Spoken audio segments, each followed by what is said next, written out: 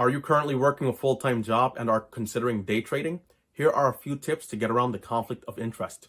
Number one, a change in shift or a change in schedule.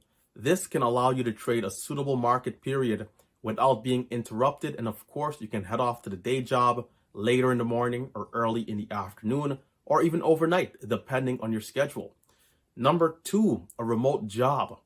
Number two is the preferable action, a remote job. If you can work from home, of course, you'll be able to sneak in some trading without your boss recognizing. You wouldn't have any issues with being fired.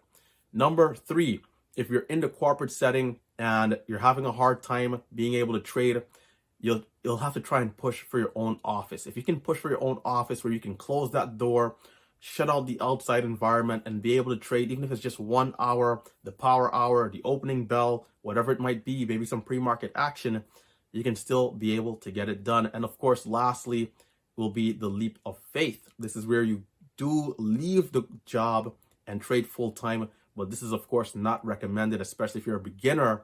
You'll want to have at least 6 months of savings. That way you can cover all your expenses and not have to worry.